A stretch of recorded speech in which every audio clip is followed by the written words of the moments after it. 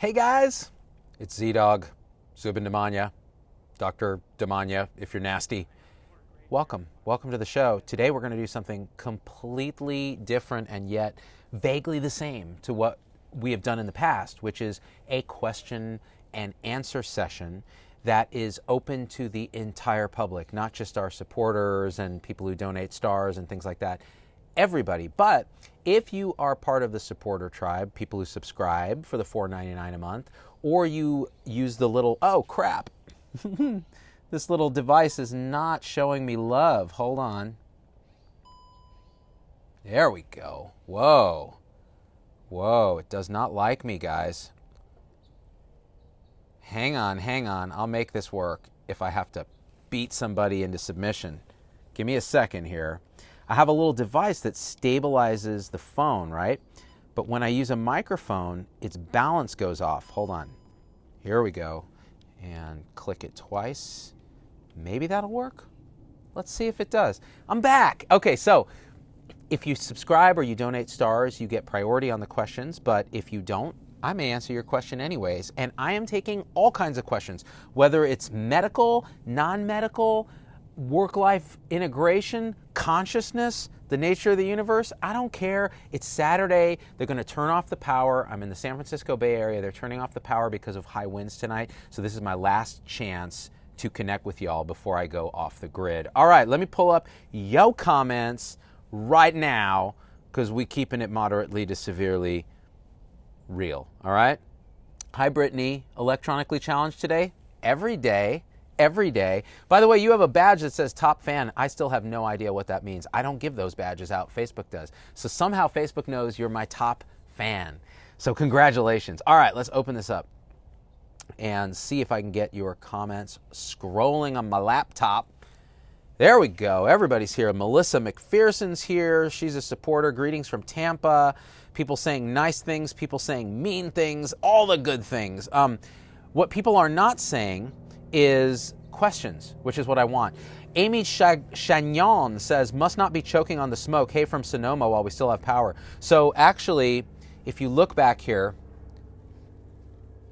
you will see the smoke from your fires here in the Mid-Peninsula Bay Area. Do you guys see that haze? So there are fires blazing up in your hood, and that smoke comes right down here. And, you know, it raises the question, first of all, is PG&E completely idiotic because they've had these rolling power outages to prevent fires, and yet it's felt that the fire in Sonoma or up in Geyserville was actually caused by one of their transmission lines that was not shut off, even though they shut off power in the area.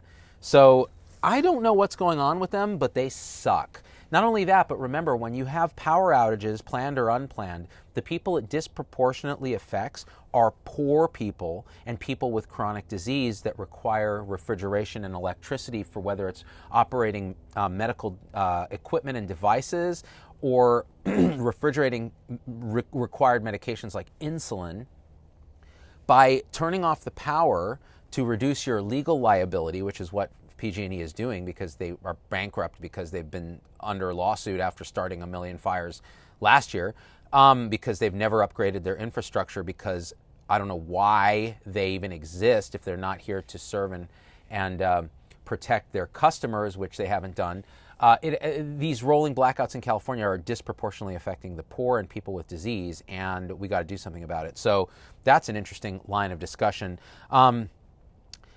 Christy Seitz, when you meditate, can you sit anywhere you are comfortable? Christy Seitz, you can meditate anywhere. Meditation is not requisite on causes and conditions around you. So all meditation is paying attention to what's going on in your mind at any given moment or in your surroundings at any given moment. So you can do it anywhere. You can do it standing, you can do it walking, you can do it on the subway, you can do it in the hospital. In fact, one quick tip, if you're seeing patients, say, before you even go in the room, just stand at the entrance to the room, take a deep breath, and notice what you're noticing at that moment, and whether it's sensations or the breath itself or panic that you have to see this patient or annoyance that you know that this family is difficult or whatever it is, you feel it as this energy pattern, and it disidentifies from sort of this idea that I am this annoyance, or I am this pattern of energy. Instead, you're like, oh, this stuff is just arising, and I can disidentify from it and go in and be present with the patient, which again is 90% of the battle. Let's see. William Tallman says, I'm currently a Navy independent duty corpsman. No fallback in the civilian sector. PA is the obvious choice, but recently found out medical school was an option. So what's your opinion, PA or MD? This is a good question, William. If I wanted a little better work-life integration, I would choose PA. The pay isn't terrible. You get to work doing a lot of really cool stuff. You do get to teach, you get to learn, you can change your specialty quite a bit, which is very difficult to do in the medical model of training, MD and DO and that sort of thing. So it's a very valid path, and since you were in the military, like you said, it's a natural fit. The medical option is one that really requires I would say an exponentially higher degree of time commitment, years lost of your life, and understanding that you're going to go down a path that's going to be narrower because ultimately you'll specialize in something and it's very hard to change in and out of that. So you have to kind of weigh those things, but it just depends on what your interests are. So there's no right answer for everyone. It's very specific. Rachel Casper, who is a supporter +1 and donated stars. By the way, stars, it's a penny per star that we get. So if you send 500 stars like she just did, she just sent us $5.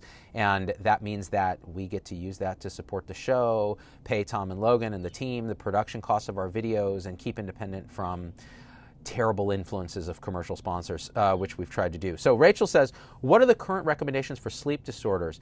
You've had guests talk extensively about the effects of sleep deprivation, but what are the treatments, what treatments might be available at low cost to the individual? Well, first of all, it's always good to see somebody who specializes in sleep disorders, especially if you think that there might be another component or you just don't know. For example, obstructive sleep apnea, or other forms of disordered sleep.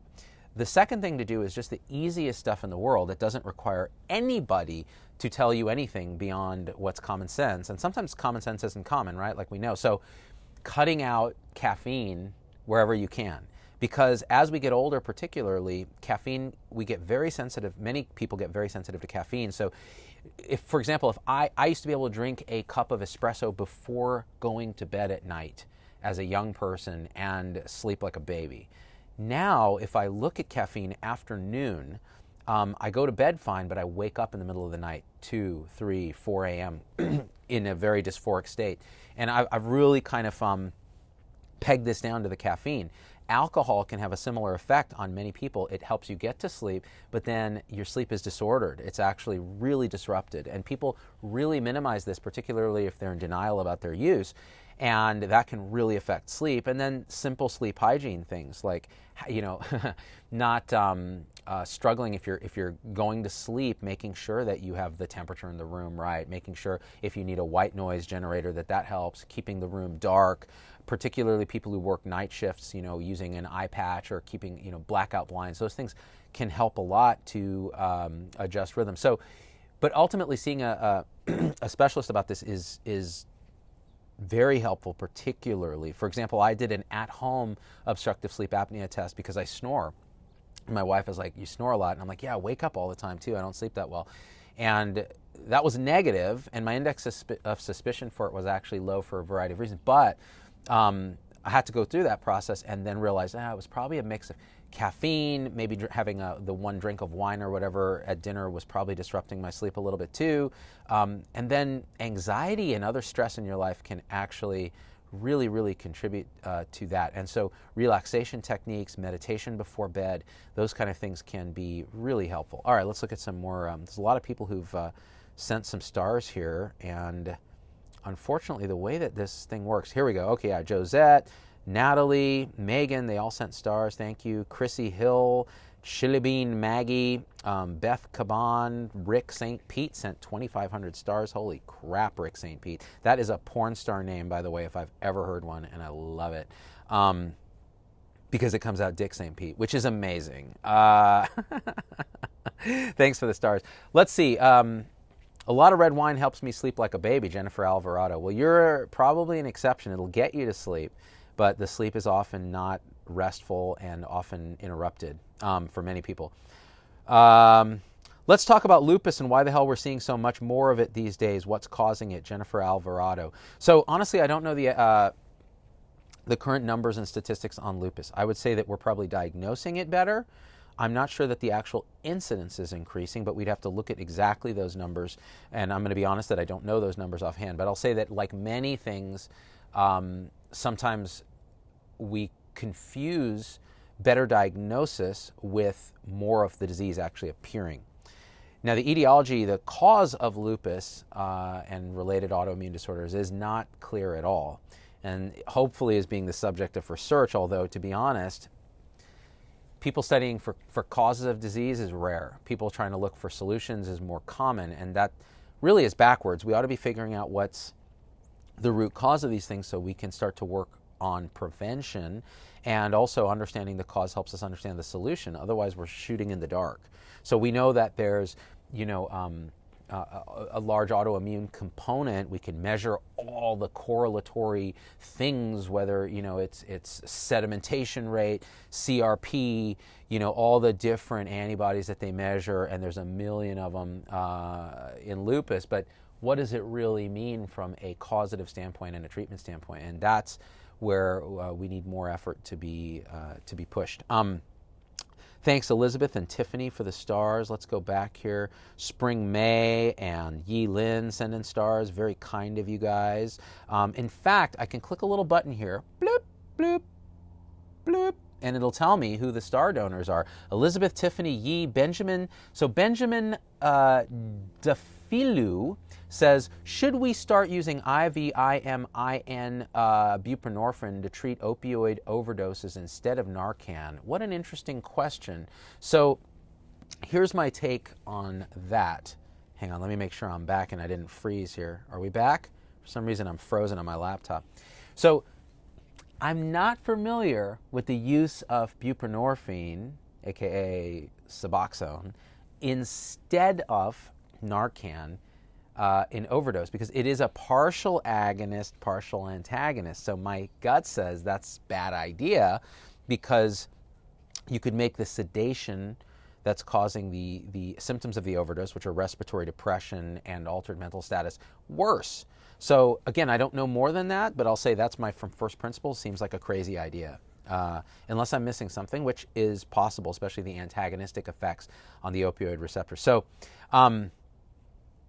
Rachel Casper, what thoughts do you have on creative visualization versus meditation as far as the benefits of each? Is visualization just for relaxation with life-changing effects from meditation? So visualization is a form of meditation. You're actively focusing on creating a visualization in your mind that can have certain effects or benefits. And compassion meditation is a kind of visualization that helps, the so-called metta or loving kindness meditation. The focus of that is you visualize somebody that you start with people you like and love, and then you move progressively out to people you're neutral about, and then people that you don't like.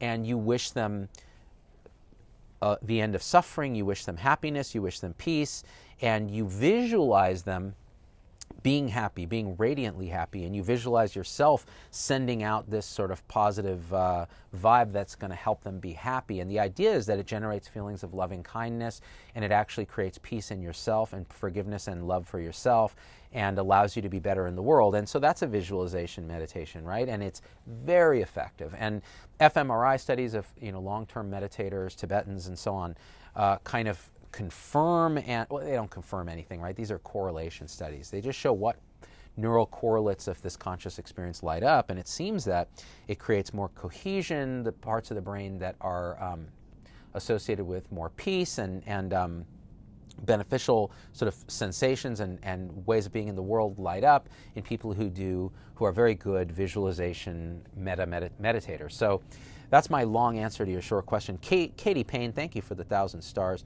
Meyer Kozla, who's a supporter +1. Can't you precipitate acute withdrawal in someone who just used a partial agonist, because in the presence of a full agonist, it will act as an antagonist? So and that may be true. So we're talking again about buprenorphine. So because you have so much opioid receptor agonism from, say, heroin or fentanyl or Percocet or whatever it is you're using, you can hear people on the trail back there. By giving something that's a partial agonist, it has partial antagonist components, right? You can precipitate a full sort of withdrawal episode, and I think that it gets at the heart of the question of, can you use that to treat withdrawal? Now, see, my feeling is, well, Narcan works. Why should we complicate it by giving a partial agonist? And if there's a good answer to that, I'd love to hear it and discuss it.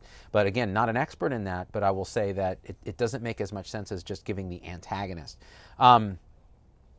Let's see. And it's good that you guys are answering each other's questions in the comments, which is fantastic. Reagan Sullivan, I use Kratom from legitimate vendor to manage my chronic back pain. What are your thoughts, if any, on the use of Kratom? I've been using it for 3 years, Reagan Sullivan. Okay, so this is a great question, and actually I was going to do an AMA episode on Kratom. So it's a natural, like many things, right? I mean, cocaine comes from a natural plant, heroin comes from a natural plant, aspirin comes from a natural plant, opium comes from a natural plant, which is heroin derivative. So Kratom is another such plant that has analgesic properties. The FDA has expressed a lot of concern because it's largely unregulated. It's in the supplement complex, which means, so there's a medical industrial complex, which as we know is Big Pharma and its goons. And then there's the supplement industrial complex, which is like Big Pharma in terms of its profit drive, but it's unlike Big Pharma in that it's mostly unregulated. So it's like a worse Big Pharma, if you can imagine that, because it spins things as being natural and beneficial, and they pull out these cherry-picked bogus case report trials and things like that. But it could be just as harmful, could be worse, we don't know, and often these supplements are impure, they haven't really been rigorously tested, and they interact with not only other supplements, but with standard Western approved medications. Kratom is no exception, and the truth is it probably does help with pain, and the FDA has speculated, is it actually on the narcotic spectrum, and should it be either banned as Schedule 1 or Schedule 2 or somehow regulated? But there was recently a really good article, I think it was in UVerse or one of the similar quote-unquote journals in the lay press, about one of the directors of pharmacy, I think, in government, basically made the recommendation that all the evidence around Kratom is bad quality. Whether it's pro or con, it's bad quality. Does it cause arrhythmias? Yes, in heart cells in a petri dish. How many people are even using it? Nobody knows. So all these kind of questions make it really, really tough to really understand its safety profile and efficacy profile, whereas these other drugs have been studied more extensively. So the idea is, well, okay, how about this? Keep it legal, but make it behind the counter of a pharmacy where the pharmacist has to at least counsel you. You don't need a prescription for it, but you can purchase it. But that gives the pharmacist a chance to actually talk to you about it, see what other medications you are, and make sure it's not interacting. And at least then we can start to study it more and decide if it needs more regulation. Because as a harm reduction strategy, if it keeps you off of opioids, that's great. If you're using it instead of something that might be non-pharmacologic and safer, like meditation, biofeedback, yoga, movement, physical therapy, these kind of things that are underutilized because no one pays for them, well, then it's a problem, right? So that's my take on Kratom. We really need to look at the bigger picture around it, look at it as maybe a harm reduction strategy, but understand it's not uniformly safe and effective because, like any other drug, it is a drug. So we need to study it. It's very similar with, marijuana. It's very similar with anything that is in the sort of public sphere of interest right now. Let's see here, looking at these comments. You guys have donated 7,600 stars. Let me pull up the star list here and see if there are other questions that others have sent. Melissa McPherson, Should new studies be published for the public pre-peer review, and should the news share them as they do? Oh my gosh, Melissa, that is a really interesting question. So the whole point of peer review is to make sure that garbage doesn't enter the sort of knowledge stream. And currently there's plenty of stuff that's either softly the whole peer review process is kind of broken too, as is the whole science process. But outside of that, anybody can publish a bullshit, poorly designed study. And the vegan literature, the cannabis literature, the alternative medicine, like acupuncture, all this kind of literature is rife with really poor quality studies, as is the standard literature, right? So the question of releasing this stuff to the public where it's going to influence decision making prior to other review makes me nervous. The thing is, I'm not 100% sure the peer review makes it a lot better. And actually, there's a big negative study bias. In other words, we don't publish data that is negative, that says, oh, there's no difference, or this thing is ineffective. We are much more likely to publish data that says, oh, this thing works, or it's slightly better than placebo, or slightly better than a competing drug, and who gives a fuck, right? What you really want to know is, when something doesn't work, it'd be nice to see that data. Oh, well, there's really no evidence that this thing did anything. Well, okay, now that's interesting, right? So this is a complex question, actually. It gets to the heart of how we do science and how we're progressing knowledge. I think right now we're in a bit of a crisis. And in psychology, there's what they call the replicability crisis. You can't replicate a lot of the classic studies in psychology. So we base a lot of our understanding of human behavior on these studies that are bullshit. So this is a huge problem, you guys. So we have to actually be quite humble. Now, then you have the anti-vaccine people who are saying, well, see, I told you, because it's the same with vaccines. That's not true. So that data has been looked at again and again. And why did it get looked at again? Because in 99 or whatever, Wakefield put out his fake fraudulent article, and it prompted everyone to pay attention, because guess what? Guess what? Scientists care about getting it right. So if they were wrong about vaccines, they wanted to know about it, because then they could try to make safer and more effective vaccines. Well, it turns out they weren't wrong, because they went and spent over a decade, well over almost 2 decades now, looking at this question again. And as much as science can be settled, that science is settled. So that's how we have to look at these things, guys. Science is always questioning. And the minute you find a hole in something, scientists should get excited. They should be like, oh, wow, that doesn't make sense. Maybe we should look at that, because there's an opportunity to learn something new about the nature of reality, because our theory isn't fitting what we thought would predict. That's science. That's what's amazing about it. Let's see. Where are we at? Looking at these questions. Word from Louisville, Kentucky said something. God, they roll so fast I can't even see them. Let me look over here and see at these star questions. So Megan Murray says, my micro professor said that I should get my flu shot, but I should wait until November as they developed a more complete vaccine to protect me from all strains. Is this bullshit or true? I have to get it anyway for work. Now that's bullshit, Megan Murray.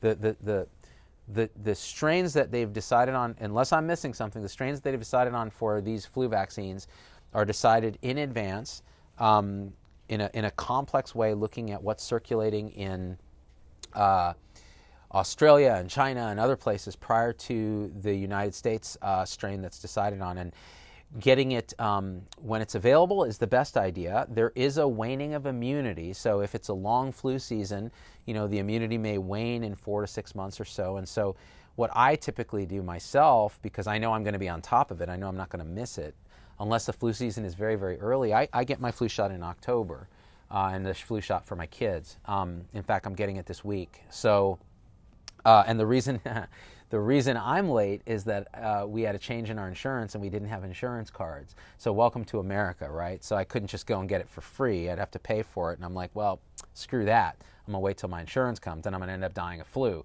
So the idea is most people, we say just get it when you can, right? And I did a show on this. I actually did an episode on this. Can you get the flu shot too early? And so I actually think November's a little late. I think you should try to get it earlier, and you're not going to get a different version of the flu shot. You're going to get the flu shot. And there's, the trivalent and the quadrivalent. I like the quadrivalent because it covers more strains. Elderly people can get this super flu shot that's formulated for them. So these are the kind of things you want to talk to your clinician or pharmacist, because it turns out pharmacists are the number 2 deliverer of flu shots in the country currently. So mad shout out for Pharmacy Week, you guys. Let's see, where are we at? Thank you, you guys. We've raised 8,400 stars so far. Rick St. Pete with the porn star name. Do you think physician-trained hospital administrators are less likely to seek out collaborative discussions to solve problems? Physician-trained hospital administrators. What an interesting question, Rick St. Pete. So I am a big fan of clinician leaders, so I think you should have touched patients at some point in your life to be a leader of a healthcare organization, period. Doesn't mean you can't play a role in it, but if you're going to run the whole thing, you better have a deep connection to the clinical practice of medicine. Do I think they're less collaborative? I would never imagine that. I would say that a lot of the accusations for clinical leaders is that they've sold out, they no longer understand the front lines, they have drank the Kool-Aid of the standard MBA administrators, et cetera. Or they just were never great clinicians and now they're doing leadership, right? Those who can't teach, those who can't teach PE, right? But I actually don't think that they're less collaborative by my own experience. I find that they have to get into the trenches with the clinicians because they feel a loyalty or accountability to people in their own tribe. So that would be my take. Now, I may be missing something, so correct me if I'm wrong, but that would be my take. Let's see. Katie Payne, do you think that IgG infusions can be dangerous? I have hypogammaglobulinemia and they make me feel like crap. So everything is dangerous, Katie, that we do in medicine. So everything can have what they call an iatrogenic component, meaning it causes harm from something we do. IgG is no exception because you're infusing, foreign gamma globulins. Generally, it's well tolerated, but people do have this sort of immune sort of feeling sometimes of malaise and just weirdness. And of course, there's other issues that can happen, but you have hypogammaglobulinemia, and let's say you're having immune problems or whatever. If your doctor is recommending that, then you should take it. So it's like anything, right? Risks and benefits. But if the benefit outweighs the risk, then you should be on board as much as you can using your own judgment. What are your goals and your ideas that you want to get out of your treatment, and how you want to live your life, and what you want out of it. Let's go back to these star donors because they're asking great questions. Thanks, Katie. Let's see. Emma Hanby, thanks for the recommendation on What We Do in the Shadows. Absolutely hilarious film. Emma, I'm really glad you liked that film. So that's with Jermaine from Flight of the Conchords and Waika Taito. I forget how you say his name. He directed Thor Ragnarok, but he's the dandy vampire. If you guys haven't seen What We Do in the Shadows, it's one of the funniest movies, especially the first half. It's so hilarious, you guys. You got to watch it. Melissa McPherson, can pizza be a health food? Asking for a friend. Look. Let's say you're on an intermittent fasting diet and the only thing you eat when you're not fasting is pizza. So let's see, you have carbohydrates from the crust, especially if you're getting a whole wheat crust. They're more slowly absorbed. It's less of a refined carbohydrate. You have tomato sauce, which contains various vitamins, cooked tomatoes, which there was some evidence in a trial. Again, it's a kind of a bullshit trial that cooked tomatoes are associated with lower risks of prostate cancer. But again, it's a correlation, not causation. You have cheese, which has protein, calcium, saturated fat, which is a plus or minus depending on what the rest of your diet looks like and what your genetics are like. Again, we vilify saturated fat, but in and of itself, I don't think is a bad thing. And depending on what your toppings are, you might get some vegetables, you might get some protein from meat. Now, you might get highly cured meats like pepperoni, which probably are associated with, at least correlated with, higher rates of cancer. So you look at all those things overall, you have a pretty overall balanced nutritional product. I know the question was a joke, Melissa, but the answer is not a joke. It just goes to show that and the reason I say intermittent fasting is that if you're eating pizza along with a bunch of other junk, you're probably not doing yourself any good. But let's say you're doing like one meal a day or something. Well, for the rest of the day, you're, burning partially burning fat because you're going into maybe a semi-ketotic state because you're not eating. You're undergoing a bit of autophagy, where cells are sort of cleaning house and breaking down a bit, which is part of the fasting process. And then you have your pizza, and you're full, you're satisfied because of the fat component, it tastes good, you're happy, you're eating it with friends, and then you're intermittent fasting, and then your next meal is hopefully something else, but let's say it's pizza. That's not the worst situation in the world. So again, in nutrition, there's no absolutes. It's all dependent on who you are and the larger context of what you're eating and your other context, sleeping, stress, other medications, other medical problems, all that interacts to create quote unquote health or lack thereof. Let's go back and see if there are some other questions here that I missed from the star donors. Let me pull it up again. Dude, so many people giving stars. It's really awesome. Let's look at some non-star donor questions. Where are we at?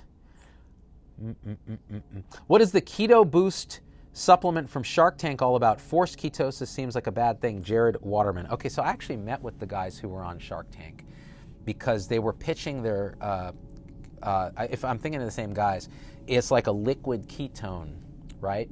And it throws you, like basically it creates circulating ketones because you absorb them. Apparently it tastes like gasoline. My friend Peter Attia tried it and said it just tasted like garbage. They have their own sort of chemical science behind that, and I think one of them was a chemical engineer and so on. And so my take is, why? Why should you even need that? What you need is real whole food eaten in a pattern that helps you, that brings you joy, not drinking gasoline in the form of these ketones to try to jumpstart ketosis. You know how you jumpstart ketosis is you don't eat carbohydrates. And I don't think that diet's for everybody, honestly. It's difficult to sustain for many. Some people swear by it, and I did it for 8 months, found it both enjoyable and terrible. And I had a quirky hyper-responder reaction where, you know, my lipids really got dysfunction. I developed dyslipidemia from it, but the question is, you know, what is that in the absence of inflammation and other things, is that actually harmful? And reasonable authorities disagree on that, but I decided that diet was harmful because I couldn't eat with my family, I couldn't enjoy eating with friends, and so instead I went to a more Mediterranean diet with intermittent fasting, and that's the pattern that seems to work for me in my old age. Okay, let's see here. Erica Johnson, my gym has a nurse that provides an assortment of vitamin shots on Fridays. Do you think there is a good benefit of getting vitamin B or whatever shots? I take different oral supplements daily. I'm athletic. However, questioning the benefits and how long often could you get these? Okay, so this is my take, Erica, on these sort of IV supplements and things like that. Unless you have a documented, hello fly, vitamin deficiency, there is absolutely no reason to get parenteral, meaning non-oral vitamins. In fact, there's absolutely no reason to get oral vitamins and supplements. If you're eating a balanced whole food diet, you really, assuming you're not a vegan, by the way, there was a great article recently, Why Does Everyone Hate Vegans?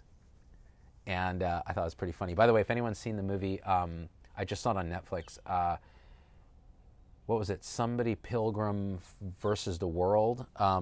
It was with Michael Cera. One of the evil characters is a vegan, and he loses his power when the guy accidentally feeds him half and half. Not accidentally, intentionally, to try to fight him. So unless you have those documented vitamin deficiencies, and B vitamins are interesting, like B12, because they are absorbed in a way in the gut that can sometimes be dysfunctional, so sometimes the oral route doesn't work well. It's just straight quackery to give people these. It's pure placebo. It may actually cause harm. In fact, there's more data, I think, that vitamin supplementation is associated with no benefit or harm, for example, vitamin E and lung cancer and these kind of things, than it is shown that it actually helps anything. So my take is eat real food. You know, unless you have a documented problem, eat real food and don't worry about supplements. You're just wasting your time, your money, and you're peeing it out. and you might be causing harm, especially if the formulations aren't pure. I mean, who knows, right? So why bother? Again, I'm very anti-supplement industrial complex. I'm also anti-big pharma. I'm anti-taking anything, to be honest, if you can avoid it and if you can prevent it. Obviously, that's not always going to be realistic, and so then you go to the next steps. But in general, that should be our focus, not what supplements we can take, what medications we can take, and that sort of thing. And by the way, you said something in your question, which is I'm athletic. Well, you're already ahead of most people then. So just keep doing that and eat well and you'll be fine. And focus on your sleep. That's very, very important. If you're not getting enough sleep, like often I don't, that's a big detriment to overall mental status and health. It really is. Peter Attia did a recent podcast with Ranesh Sinha, who was on my show, and they were talking about sleep as, a direct effect on insulin resistance, diabetes, these kind of things, blood sugar levels. It really has deleterious effects if you're not sleeping properly and if you're stressed all the time. Let's see. Okay, but I live in Wisconsin. Should I not take extra vitamin D? We get zero sun here in the winter, Brenda Walter. Okay, so vitamin D is an interesting question. Nobody knows what to do about vitamin D. I think most authorities agree that if your levels are very low, and you can test these levels, some form of supplementation is necessary, especially if you're in a low sun environment or you're covered up all the time or you're working indoors like many people are. You will have trouble getting enough vitamin D from sun and from oral diet, right? However, for most people, even if the levels are slightly low, the supplementation of vitamin D, it's unclear that it does anything. There really hasn't been a whole ton of data showing that it does anything. And so the pendulum keeps swinging back and forth on this. So you should talk to your own clinician. All of them are different. Everybody has different ideas on vitamin D. And to be honest, nobody knows what the F they're doing. We just don't know enough yet. We're still at, and again, now I'm going to start waxing into philosophical underpinnings of my skepticism about medicine, but I won't do that now. I'll do it in a separate show. But I'll say this, we don't know shit because we're looking at this problem the wrong way. We're looking at it in a way that is never going to give us the answers fully. They'll give us some of the answers, and then we'll think we know everything. But in this rookie mistake, we mistake the limits of our ability to understand things through our interface with what's actually going on in the world. So it's another discussion. Connie, thank you for the stars. Is it possible for vitamin D deficiency to cause a heart attack? Rebecca Blanque. So again, you can find studies that show correlation with everything. Extremely low levels of vitamin D are associated with rickets, which is, bone disorder, and it used to be rampant. It can still be in the third world where there isn't enough vitamin D production. And so there's a whole spectrum, right, of disorders. Now, I don't know about heart attack because nobody really knows, right? Let's take a look here. Let me pop open 11,000 stars. The elderly and vitamins, Tina Oblinsky. So Tina, that really depends on, again, are there documented deficiencies and is the diet poor? So a lot of times you get B12 deficiencies in the elderly, B vitamin deficiencies in the elderly, and those can have physical manifestations of balance and neuropathy problems. And so then you do want to replete those, often parenterally, whether it's IM injection or what have you, or orally, depending on what the thing is. Calcium and vitamin D supplementation really has fallen out of favor in some circles just because it hasn't shown to really affect fracture risk and mortality and things like that. So why are we doing it? So again, the answer is very nuanced and complex, and it depends on the person. Now, here's a great comment. Supporter +2, Lori Long. I do B12 shots because I have no intrinsic factor, so I'm deficient. Right, so you have, the so-called pernicious anemia or intrinsic factor, or you have intrinsic factor lack, and so as a result, you're not able to absorb and utilize B12 from the gut, so you have to get it as a shot. That's a perfect example of appropriate vitamin supplementation, and an example actually, let's be very clear here, an example of how science understood a physiologic problem. How does B12 work? What does it do for the body? And how is it absorbed? Correlated it to a physical set of symptoms and disease, lack of B12, said, oh, we can fix that by giving B12. That's the simplest success story in medicine. And those simple success stories are great, but they're running thin because now we're butting up against the complex stories that are not as simple as this is missing, let's give it back. This is broken, let's fix it. It's like cancer, where it's, I'm going to sneeze, guys, look out. Excuse me. My God, that was not good. Ugh. Everybody in my house is sick. I actually got the mildest form of the illness and seemed to bounce back quick just because I was lucky. I've probably had this virus before. What was I saying? Cancer is multifactorial, complex system of genetics and epigenetics and environment and mind and all these things together. So, of course, we haven't figured it out because we're looking at it in the form of these icons, cells and DNA and all that. We're not looking at what's actually going on, which we don't quite understand. So it's really quite complex. Let's look at the stars here. Okay, so that's all the questions from the star guys. Where are we? Gesundheit. No, thanks, guys. It's all my supporters giving me the love. Tony Taylor sent me some stars. Good elbow sneeze. Then you wiped your nose. I knew you were going to comment on that, Margaret Lee, because I was like, and then I'm like, you know why? Because I had snot hanging out of my nose, and I'm on live TV, so I don't want snot hanging out of my nose. But I'm going to go inside and wash my hands, although everyone in the house is already sick. So as an infection preventionist, I'm third rate in my own home. Where are we at? Let's take a look here. I sent all my stars the other night, hashtag star budget, Risa Dubois. Risa, you don't owe me no stars. You're supporter number one. Joni Eisenberg, in all caps, I get sick every 3 months. It starts with MRSA and it takes a week in a hospital and 2 months of antibiotics, skilled nursing, takes me off all my meds and I have to get psych meds back in my system. And it sounds like you have a complex situation going there that cannot be diagnosed by 120 characters or whatever, but I'm sorry you're going through that. And a lot of our patients have these sort of complex situations. Snotsicles are a never good thing, Rachel Casper, you're right. Lori Long, 75 stars, thank you. He'll wash them when he goes inside, no outside sink, that's true. So hey, should we wrap this up with a little walk through the backyard? Why not? I don't usually do this for non-supporters, but why the hell not? You guys are kind enough to donate stars and join me on a Saturday before the big power outage. So there's the bay. Let's see if we can get a good shot of that. There's the bay. Let me see if I can darken it up. Nope, made it worse. And we have this really fun little backyard. I'm glad I kind of can enjoy it on a weekend and sometimes on a weekday. And this beautiful trail. And sometimes this kind of thing, you can hear the birds and stuff. Here, we'll go on a little walk. Why not? Really makes things nice. I was saying the last few shows how burned out I am. You know, sometimes it just takes walking outside and it makes it that much better. It really does, especially if you get to enjoy natural stuff. And that's one great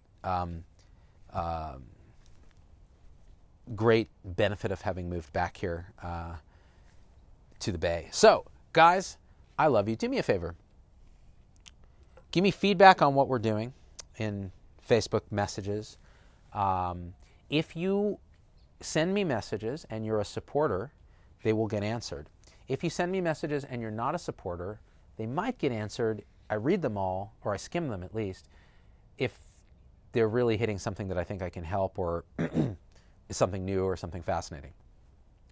If you write me a message and you're not a supporter and it's multiple paragraphs, I'm just not even going to read it. I'm just going to skim and be like, no, because I don't have the time. I get 1,500 of those messages. So I'm going to focus on supporters. So if you really want to interact directly in a guaranteed way, become a supporter of the show. There's the little click button to do that.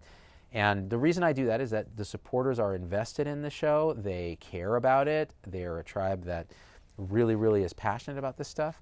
And So I prioritize them because I know they're an important part of the movement, and they help us, it's a quid pro quo. They help us do the show and support what we do. So that means a lot to me. And so if you send me a message and you don't get a response, don't get butthurt. If you send me a message and you don't get a response and you're a supporter, send me another message saying, hey, I'm a supporter. Maybe my badge isn't showing up. And by the way, I can check that. So if you lie to me, I will ban you. That being said, what else was I going to say? Some people support via Patreon. Helga Bluestone, that's awesome too, although I feel bad because I don't specifically give the Patreon guys enough because it's another platform and I don't have the time to juggle all of them, but I do appreciate it.